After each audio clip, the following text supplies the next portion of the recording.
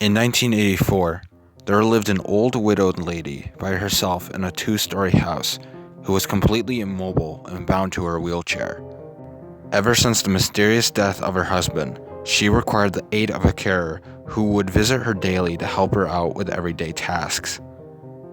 What made it even more difficult was the fact that the two floors of the house were connected only by an old staircase inside. When the old lady needed to move between the two, the carer would have to carry her frail body like an infant up and down the stairs.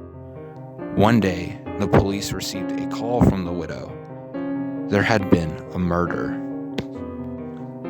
Since police units were scarce at the time, and the murderer had already fled the scene, only one detective was sent out to conduct the initial crime scene report. He arrived to see the caretaker's body splayed out on the floor, with her vocal cords ripped out in a pool of blood on the first floor of the house, with the old lady atop the staircase in her wheelchair, watching him, still and silently, seemingly in shock. He could immediately rule her out as a suspect due to her inability to move up and down the stairs, and because she was trapped up there the time the murder took place.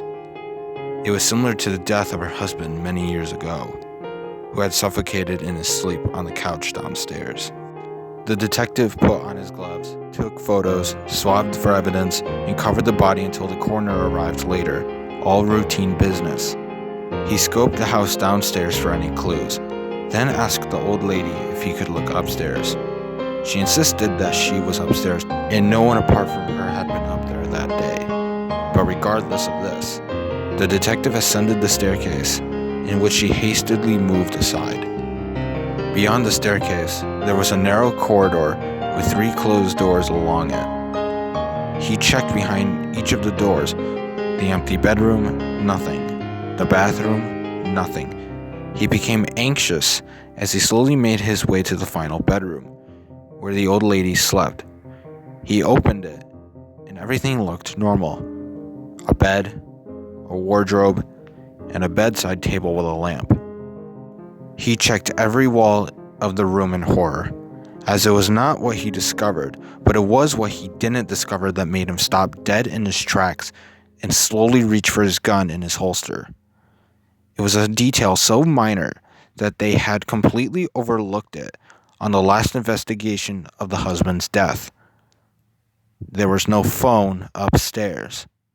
He suddenly heard a noise as he withdrew his gun and rushed out of the room, only to find an empty wheelchair atop the stairs.